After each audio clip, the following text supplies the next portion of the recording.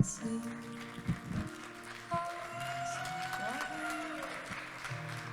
you. Is there one more mic? Just two. Okay, thank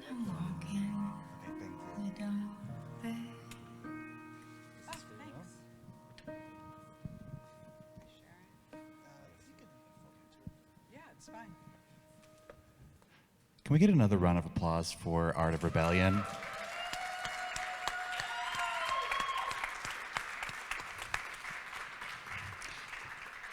As you probably know, I have Lydia Emily here, and I have producer and editor Sam Hook. Lydia, I want to start out with, how did you meet Libby Spears, the director, and at, I guess, what year, and how did this project come about? Oh my God, what year? Dorothy, what year was it? 2012? I was doing a mural for Hello MS. What are the words? What's it called? My memory. I was doing a mural for, what's it, Gucci's Chime for Change, about sex trafficking, and they paired me with Libby. They wanted somebody to document it, and Libby and I spent a couple days together, and you know, she fell in love with me, and what, you know, that's just what happens. And so she followed me around for 12 years, and I just let her, and no, none of that happened. She's just awesome, and so we decided to work together from there on out, and she filmed me for a decade. Yeah, I mean, you could see like the transition, like different drugs, which made me like very heavy, and then other drugs, which made me very thin, and like the kids aging. Like there was such a long frame of time in this movie, right? Absolutely. I mean, goodness. And what was that like, editing it all together and producing, Sam? And when did you join? So I joined a few years into the process. There were already a couple of editors who the movie had been through at that point. And then, so we had a ton of footage, several hundred hours. And the hard part was picking the scenes that we really loved the most to put in. We went through so many different passes of this movie. And initially it was much longer. Right now I think we're only about 79 minutes. But we kept finding that we were relishing almost a little too much in the down moments and realizing that wasn't really what we wanted the movie to be, and started finding more moments of levity. And like the tattoo scene was kind of one of the last things that we cut in the movie. And so it was about really finding the ups and downs in the movie, and not just the downs. Something I was really struck by was the level of intimacy, and it just felt like we were also there with you as viewers. And I was just curious, was that trust there from the beginning with the film team? Or did that develop with time? Were there like ups and downs with that? No ups and downs. I'm pretty transparent. I don't have a lot to hide. Like I've never really done anything in my life that I just wish nobody would find out about. Like I'm just, you know, so when I agreed that it would be Libby, a couple other people had approached me about doing a film, and when I agreed with Libby, when I made that commitment and connection, I was like, well, let's go.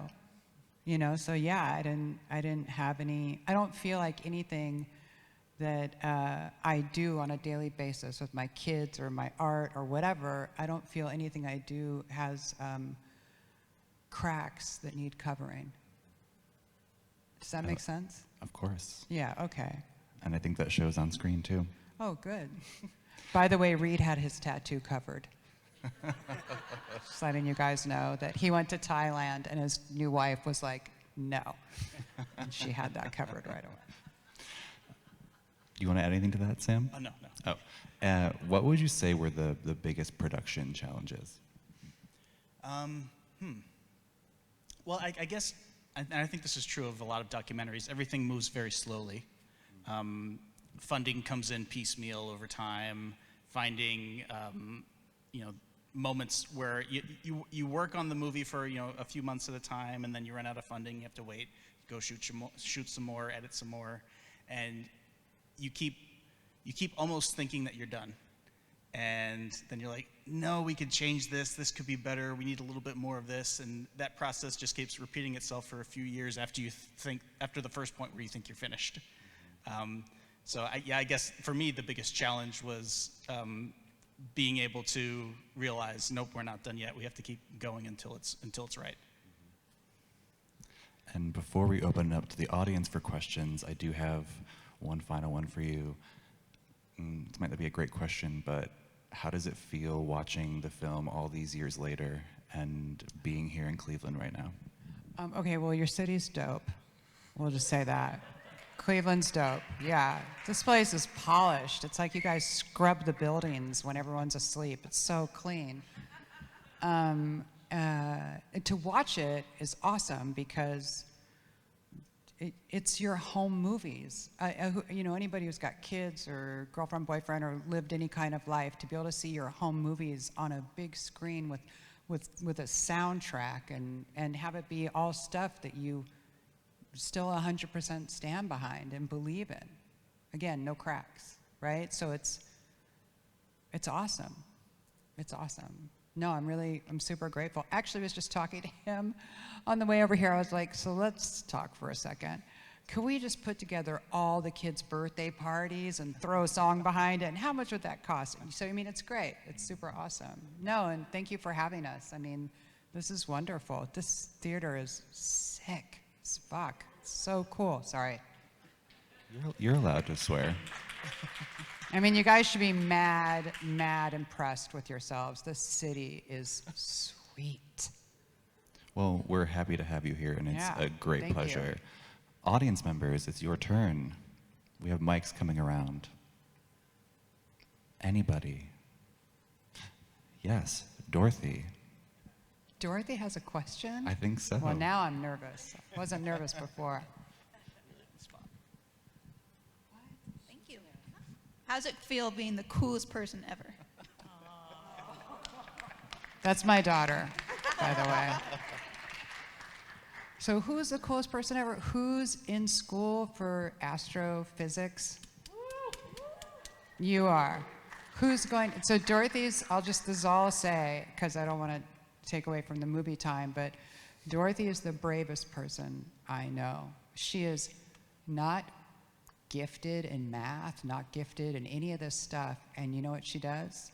She keeps doing it because it's what she wants to do. So she just keeps following the rules and plowing through, and without any, inheritance of money or genius of the stars. She is just going for it, and that to me is the bravest act I've ever seen. So good for you, girl.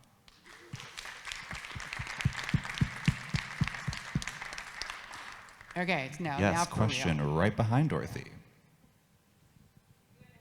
Hold on.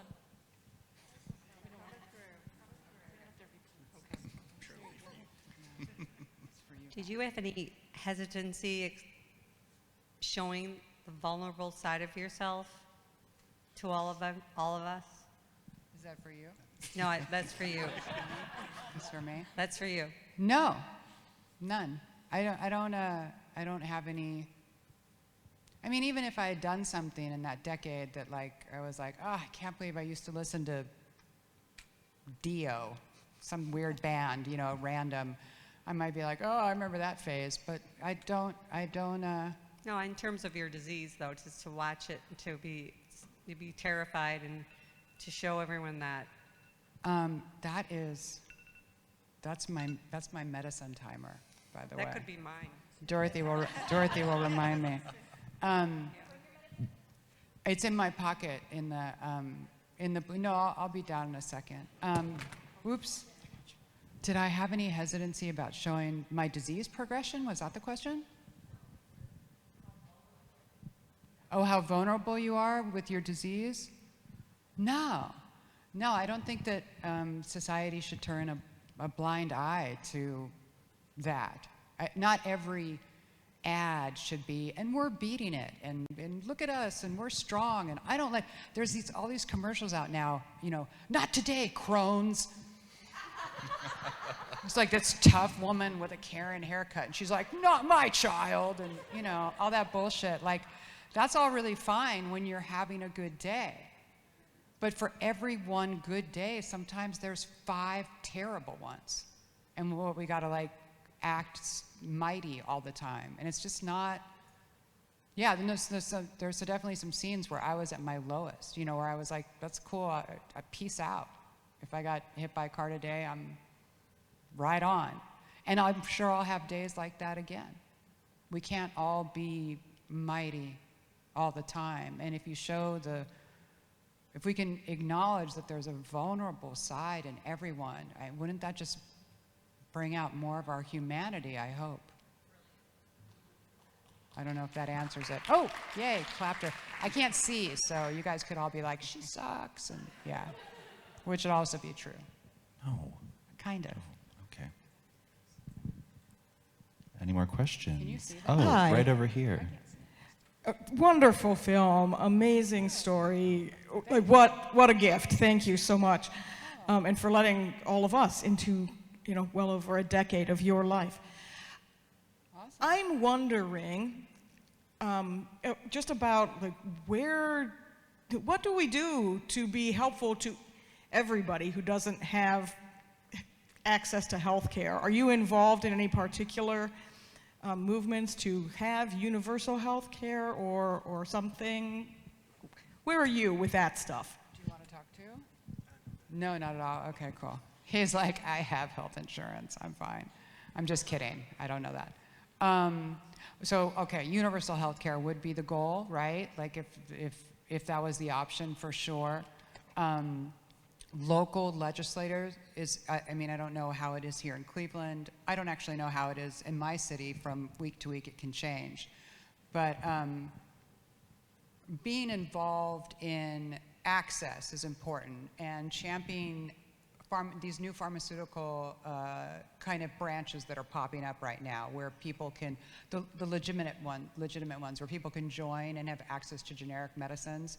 That is huge. Access to generic medicines is huge, because then it doesn't matter if you're insured or not. Insurance would then be relegated to things like certain kinds of physical therapy, certain kinds of surgery, which is really important, incredibly important. But access to pharmaceuticals is something that, there's 2 things that I really push for, and one is access to generics, pharmaceutical generics, which almost every drug that's available has a generic form. It's very rare not to have it.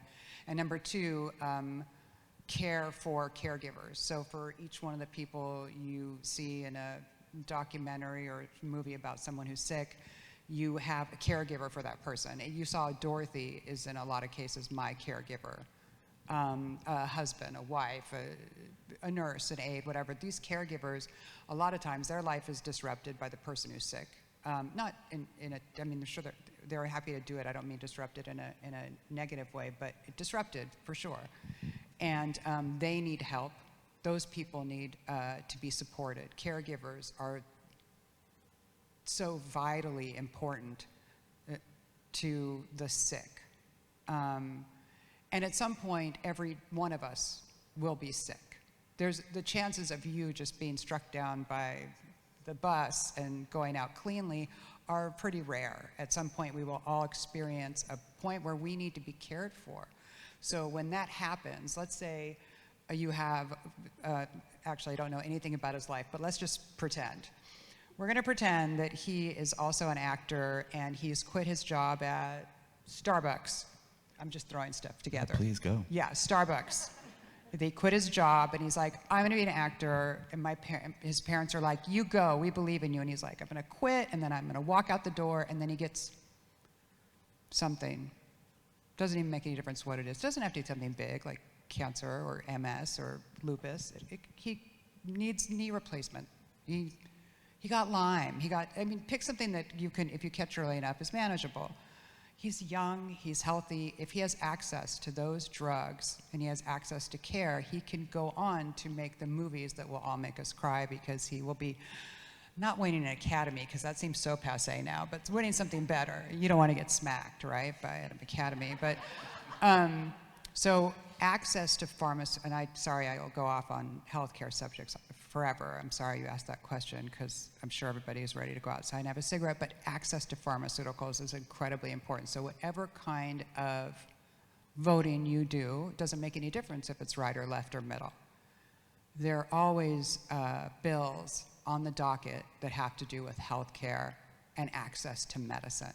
So my long-winded answer, I guess, was to read what your state is offering and how you can help to either promote what they're trying to pass or stop it. Does that make sense?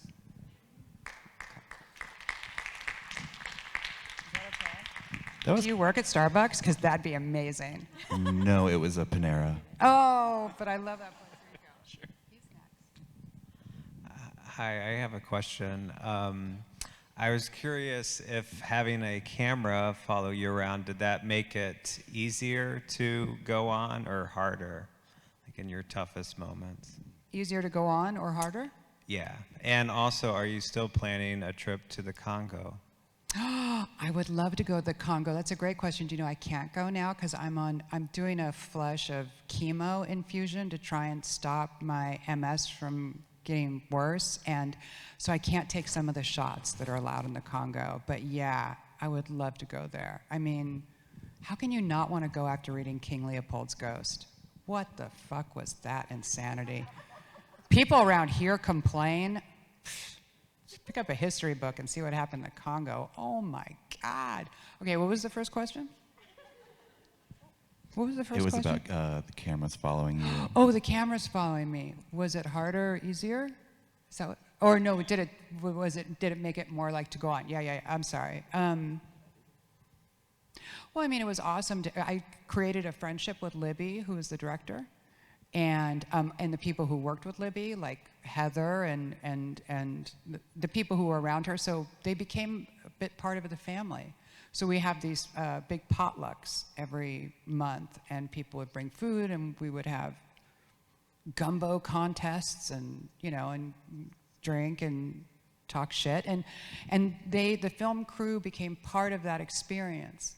And when I would go to the doctor, they were part of that experience. So even though the director was very good at keeping, like, I'm not talent. What is that called for a documentary? Like the Subject?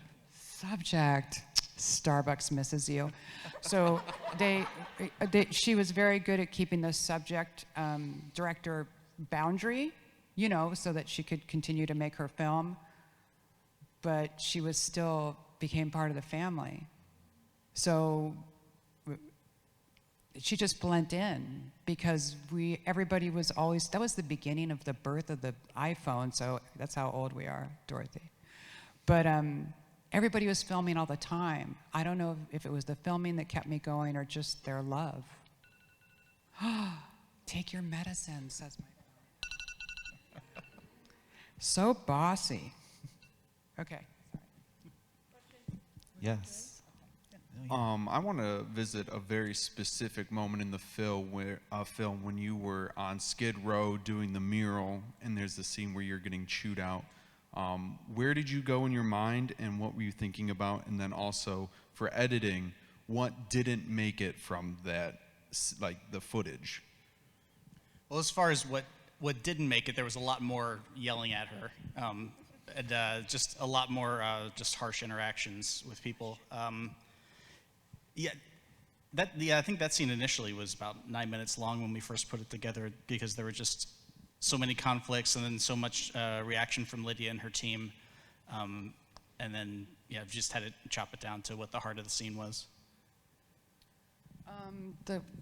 One of the things about that scene that is so funny is we live in downtown. That's our neighborhood. We live there right now. We lived there before Texas, and then we moved back there after Texas. I mean, Big Bear was just a stopover. But we live in downtown Los Angeles. That's my neighborhood. I've done murals blocks away from that mural before that mural. And then I went to do that one mural in my neighborhood, but the man who came up to argue about it had a history. I'm not going to use anybody's names. So the man who came up who was upset, who you saw yelling, he had a history with my manager. The two of them had fought over other corners in Venice, it's another part of Los Angeles, and in Hollywood. And so when that man walked up in Skid Row and started arguing with my manager, it was really a fight between two men. I mean, I hate to say it, but it would be really great to encapsulate it as, it's Skid Row and I'm white and how dare I. It was my neighborhood too. You know, I lived there too. It was about my manager and another man arguing over who owns that block. And I thought that was just, nobody was fighting for the people. I was trying to paint a mural. This woman had said, I think she was slightly interviewed in that, she's like, put this woman up here. And I was like, okay, I'll do it. And then it became about all this yelling, and there was a lot of threats that didn't make it on camera. They were threatening to come by and shoot me and kill my crew, and there were black people in my crew, so it wasn't about people of color, it wasn't about the picture. It was about who owns a block, who owns the rights to have a painting up on a block. The good thing that came out of that, other than the mural was a good thing because it's still there and the people there like it. And they don't even know I painted it. I drove by once to take a picture of it, and some people mobbed my car. They're like, you want a picture of my mural? That's $5. And I'm like, sorry. And I just tried to, you know. And that's fine. They should feel that way. It is their mural. I left it there, I painted it for them, and they should. If they can charge people money to take a picture in front of it, more fucking power to them. It's their mural. But I got to meet Crucio that day, who is a life now friend of mine, has worked with me on every mural that I've done in Los Angeles.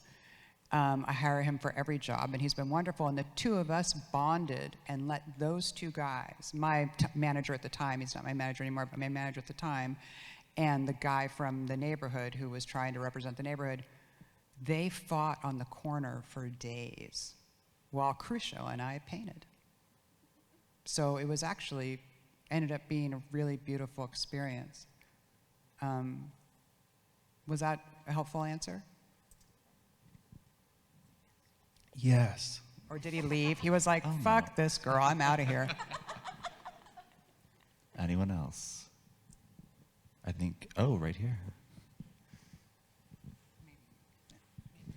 Hi. I think I have like a two-part question. So I guess when you started filming, what expectations did you have? Did you expect to be here and showing it to this crowd and talking about it today? And then the second part is, when you found out you were going to be here, how did you actually, what was your reaction? First part's you. It is? Yeah. The first part's me? Yeah. What was the first part? So Oh. I mean, I was happy with anything that happened. Yeah, I didn't have any, you know, we showed it in Santa Barbara, which was super fun. And then she was like, we're also going to Cleveland. I'm like, oh, no shit. Like, you know what I mean? Like, I find that the only thing in life I'm hard on is myself. I have no expectations for anything else. So all this is cake. Does that make sense? Like, everything is just bonus levels. My whole life is just filled with bonus levels. So this is dope, right? Yeah. Okay, second one. Yeah, and when we found out we were accepted to play in Cleveland, we were ecstatic. I know it's a fantastic festival. I had a film play here, the first documentary I ever worked on as an assistant editor played here as well, back in 2014, I think. So it's great to actually finally attend in person. I didn't get to go back then, and yeah, just be here with all of you. It's been a great experience so far. I think we have time for one more question if there is one. I can't really see either. Oh, right here. Hi. I just want to say thank you for all that you've done. I mean, that might seem silly, but you just inspired me, and I'm sure a whole bunch of other people in this room. And I have a really great mother sitting next to me, so this was really special. Holler Yeah, to the right? moms. Woo! It's just been really special for me to like witness this film with her right next to me, and so I know what a great mother looks like, and you portrayed one, and you are one, and I just wanted to say thank you. And yeah, you're great. And then on a personal note, because I feel like I know you, even though you don't know who I am, how are you feeling, and how is your health, and how are you doing today? How am I today? You know what? I'm awesome. I am awesome. I am the left side of my body is numb. It started a couple weeks ago. It started with just my hip, and then it went to my stomach, and then to my back, and then at my ribs and down to my leg. Yesterday, it made it all the way down to my foot. You know what's crazy is you can still walk when you can't feel your leg. It's the craziest thing ever. But it's kind of like, you know what it's like? I just figured it out. Sam, it's like when you do the potato sack race and you tie two legs to the, like there's your leg and someone else's leg and you tie, is that a potato sack? What is that? Mm-hmm. Three-legged race. See, that's why you're the boss. It's kind of like that. Like this is the leg that works and this is the leg that's tied to someone else's leg. So it's really strange. I started chemo just 2 weeks ago. So I did a 7-hour infusion, and then this happened, and I have another infusion in a week. Since the filming of the movie, I've lost the sight in my left eye.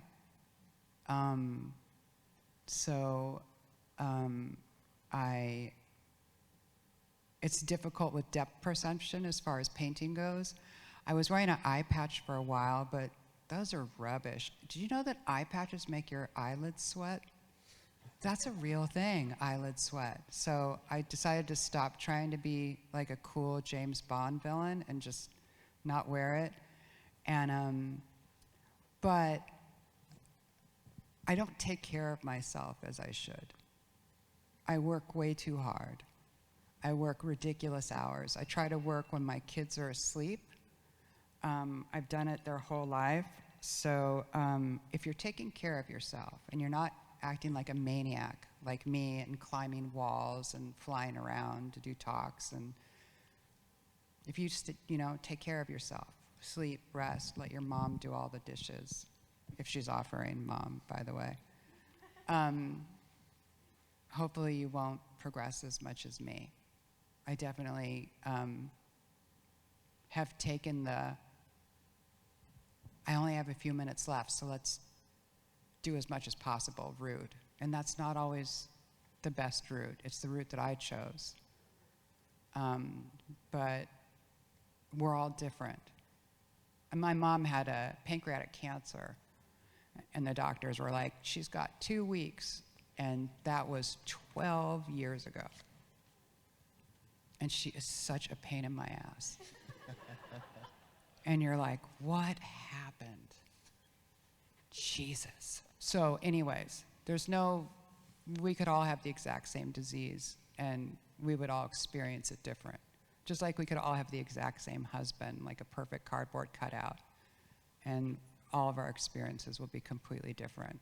So thank you for asking me about my health, but promise me you won't compare it to your future. Okay?